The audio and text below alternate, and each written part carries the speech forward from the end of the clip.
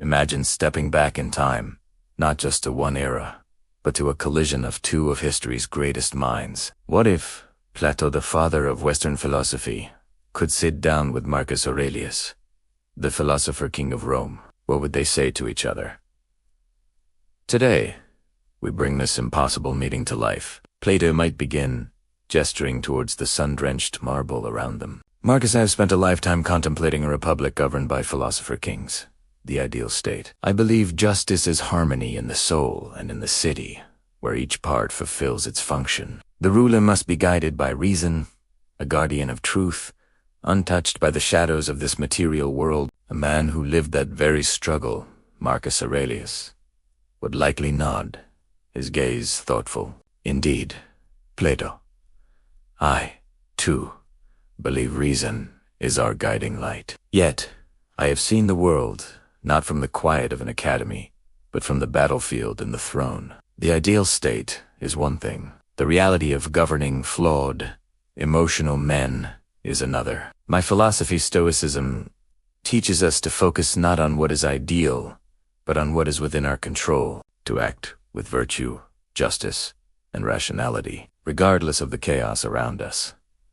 But surely, Plato would counter, we must strive for the perfect form of justice, not merely endure the imperfect reality. My allegory of the cave shows that most live in darkness, mistaking shadows for truth. The philosopher's duty is to ascend into the light of knowledge and return to guide others, even if they resist. How can you govern justly without a clear vision of the good itself? My vision, Marcus would reply, his voice calm and steady, is grounded in the logos, the divine reason that pervades the universe.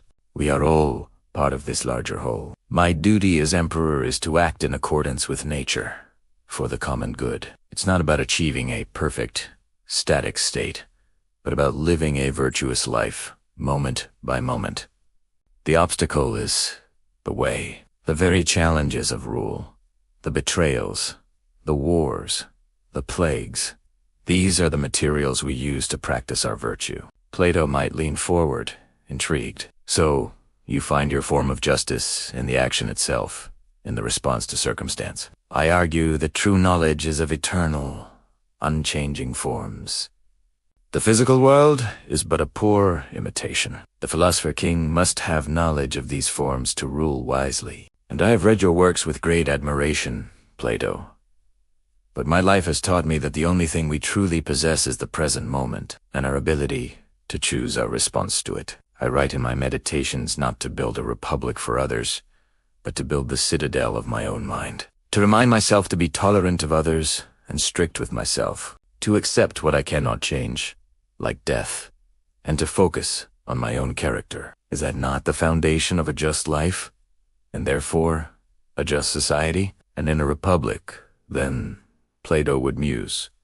A fascinating concept. You govern your own soul with the same principles a king should govern a state. You believe that if every citizen were to do this, the ideal state would emerge naturally, from the bottom up, rather than being imposed from the top down by a single, enlightened ruler. Precisely, Marcus would affirm. The well-being of the hive is the well-being of the bee. If each individual practices self-control, reason, and service to the community, the state will reflect this. We cannot wait for a perfect world to begin acting virtuously. We must build it within ourselves, here and now. The universe is change. Our life is what our thoughts make it.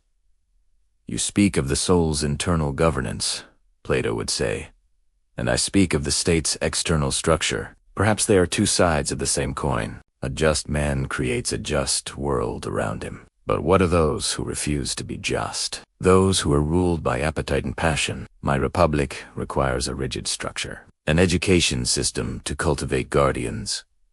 And my Rome requires a pragmatic hand, Marcus would counter. I must deal with the ambitious, the foolish, the greedy. I cannot remake them in a perfect image. I can only control my own actions towards them, to meet their anger with calm, their treachery with honesty. To do my duty and then let it go. The best revenge is to be unlike him who performed the injury. So your ideal is resilience, while mine is perfection, Plato would summarize. You seek to endure the storm with a tranquil mind, while I seek to build a city so well designed it can withstand any storm.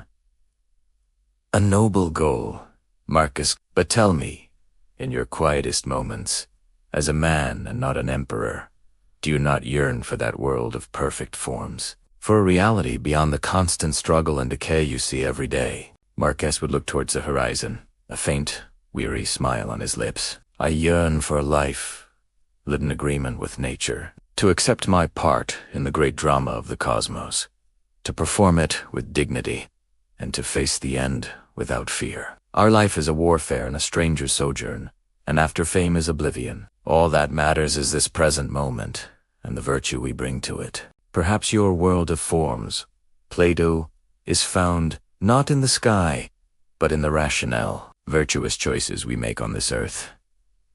The two men would sit in silence for a moment, the philosopher of ideas and the philosopher of action, finding common ground across centuries of thought. Two different paths, both leading towards the same ultimate goal, a life of meaning, reason, and virtue. What a conversation that would have been. The eternal debate between the ideal and the real, between theory and practice.